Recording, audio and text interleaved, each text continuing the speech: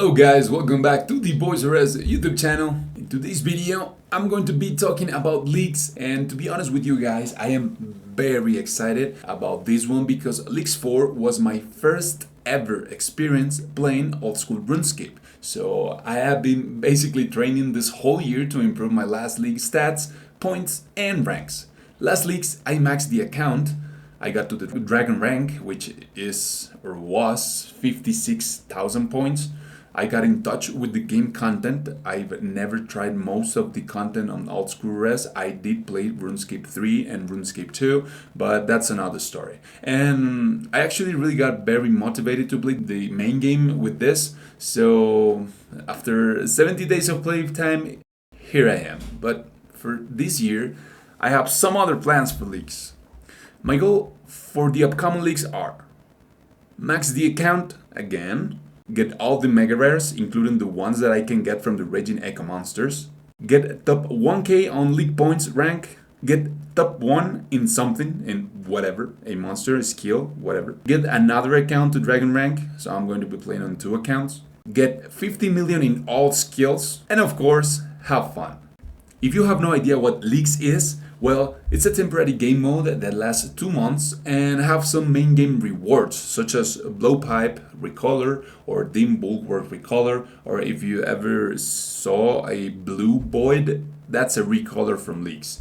And among other rewards are custom GP on your main account, or you can add to your Ironman account. They all are from like 500k GP all the way up to 9 million. I think Dim's Bulwark is like 8.8 million right now. And there are new rewards like the Banner Bow Recolor. So if you get a lot of points, you get a lot of money in the main game within 2 months of just playing the leagues. Also, this game mode has the bond in the highest ever market price in old school RuneScape history. It's staying stable for 14 million GP. It's been bouncing from 13 to 15 million GP, and it's just nuts. It's just insane.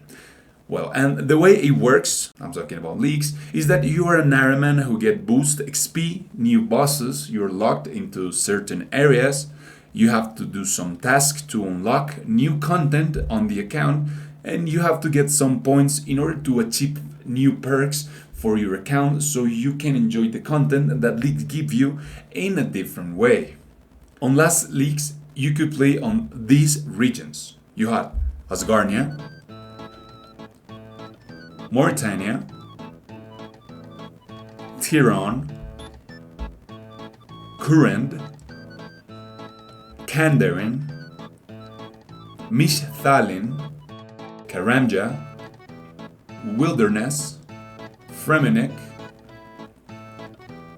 the Desert, and for this year we had an update and Varlamore came in.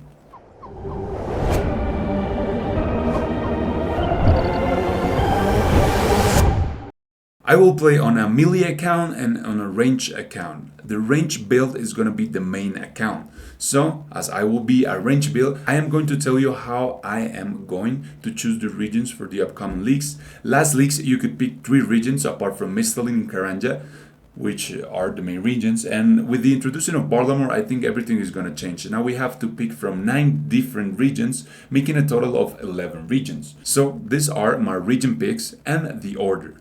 First, I'm choosing Varlamore. Varlamore is going to be my first pick because I think it's going to be very good for early game. It has a lot of good supplies for the mid game content and the end game progression. I really believe that it will have approximately 11,000 league points worth of task, some collection logs and more. But what makes Varlamore great is that Varlamore has Hunter Rumors. It has really good combat training methods. It has rune crafting. You have Coliseum, which is going to be very fun, and also it works for the mid game and end game content, like for example getting Dragon Bolt's oomph, getting some Dragon Plate legs, and much more. You can get the Quiver, which is the best in slot Raging Cape. You can have Alkables for GP, etc. You have Moons for mid-game gear of any style, because you can get Eclipse, Blood Moon, and Blue Moon, which is mage, range, and melee, so it's great for the early game. You have Huey for melee training XP after you get the Blood Moon from moons, and also have an interesting Iron Man loot table. Amoxiato for training, and also alchables. You have Divin with the wealthy citizens, with the houses. You have agility, you have prayer, and mining all together, because you can just mine all these calcified rocks and convert them into prayer XP.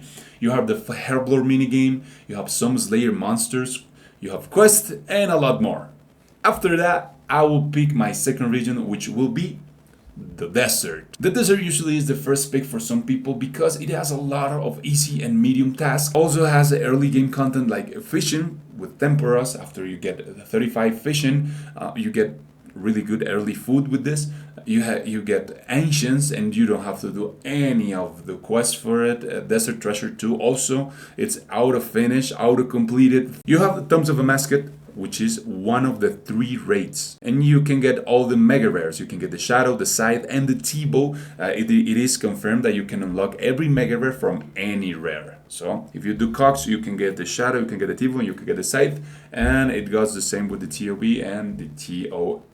It also has one of the best ranging gear in the game. That's why I'm going for it too. The Fang that you can use within the raid, and some melee content too. Like Bear, if you don't have Fremenic unlocked, so you can have this as your best in slot ring everywhere. Dragon darts, dragon stones, farming seeds, etc. You can also use the Summer's Garden to one-click Divine Train, Pyramid Plunder if you want to try hard Divine, or even Blackjack Divine if you really want to try hard Divine. You have the Giant's Foundry for some smithing, Calphite Queen, that will be a Raging Echo monster. You have the Mage Training Arena for Infinity Set, and once also it's not the best, but ain't the worst magic training for mid-game. In Narda, you can find a really good Alter Teleport, and if last recall is back at these leagues, it's very useful spot to restore your stats and prayer. Granite mining, sand mining, bandit AFK, combat training methods, a rooftop agility course, and I don't think I'm missing anything else. Maybe the smoke dungeon for Dust Devils, but I guess that's it. That's all from the desert. After the desert, I will pick a really controversial place. Everyone will expect Osgarnia to make the Masori Fortify, or to get the Sarite crossbow, which is the best spec weapon from range. And well, that's it. But I will be picking Tirannwn. And I know you guys will say, what the heck is this guy doing? Blowpipe and the best for this, or White Bofa and Crystal if you already have the Eclipse, or the Masori with the T-Bow to range the Thumbs of a Mascot. Well, you guys might be right, but I'm picking the region because I actually have fun doing the content in this region. I don't see myself trying to find TOB team when the game mode is a month in and everyone is now playing, or grinding every piece of Barrow's equipment, or stressing because the Hollow Sepulchre is the master task is under 6 minutes and 30 seconds, or doing all the CAs from Chambers of Ceric of killing a lot of chainmans, or doing farming contracts. Yeah, I don't want those. Those are a pain to do, a pain to get. It's not a fun content. I don't want to do that. I know those are really good regions, but I don't want to do them. And yeah, definitely that's not for me. I want to play the game and don't get burned because tasks are incredible hard, or you need other people to do it. So I check the master task from every region, and the ones that I would like to do the most are in Tirannwn. And remember, one of my goals is to get as many points as I can in order to have a nice rank. So back to my pick. Tirannwn. The main thing from this place is that you have the Corrupted Gauntlet for money, and maybe I can fulfill one of the goals that I have for these leagues, and it's to get rank 1 in something. Also, really good ranging gear, the Blade of Saildor.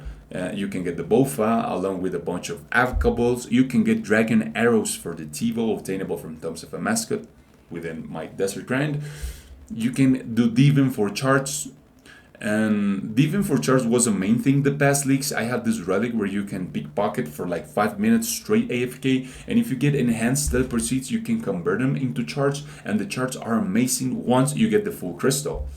but not to charge the crystal, but to create them. Doing crystal bodies can be like 10 million all the way up to 15 million crafting and as a mythic XP at the same time in 1 hour, which is crazy if I remember correctly, of course.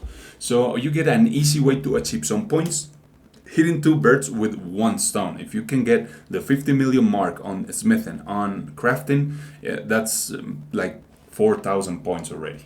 You also have this Slayer dungeon where you can find some things to kill. It's not the best dungeon because it's single combat, but at least you won't get crashed by someone else. Remember that it's an Iron Man based game mode, so if someone attacks your target, you won't get any loot.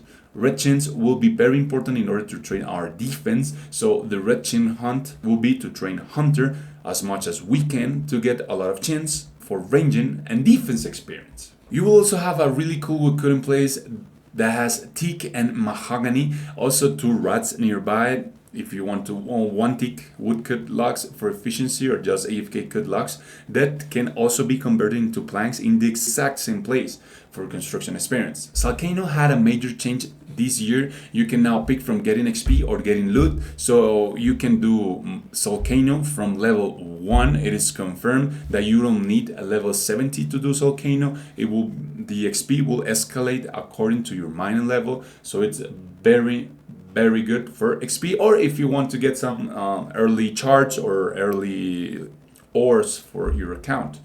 Prifdina's agility, it's not the most efficient way to train agility, but at least you don't have to pay much attention into it and still get a really good XP rates per hour. We also have Aletia, that basically means you have another fruit farming patch spot, and that's it. And the last boss, other than the Superman Rabbit, a task, by the way, is Sora. And with any major range build, it's a very easy boss that you can grind for some task. You can get some cooking XP from the grapes, you can get construction XP from the logs, and also you can just get a Zerb helm, which can be your best in slot melee helm from the regions I picked. The blood pipe can be useful at Inferno or the boulders within Tombs of a Mascot, if you're a mage build, for example. This will be my game plan for the upcoming leagues. As I told you, I'm very excited about playing this game mode, and I will be streaming and uploading every progress that I will be making, so make sure to subscribe. I hope you guys like the video and start planning what you want to do for leagues this time. I didn't talk about the regions that are the main regions because I haven't really put much thought on it. Basically, I think that these regions can be checked after I know which relics are going to be playable. Because, for example, Burning Claws can be interesting with the special attack relic, or the Escarsion Bow. It also has a really good special attack. I'm not sure if the staff is going to be the best in slot for something. The Emberlight, can it be obtainable without current? Well, we don't know. Oh, I hope they do. But the Zombie Axe and the Scurious, I am sure that will be something to put your eyes on for the early game, and that'll be for sure. Take care, guys, and remember to keep gaming.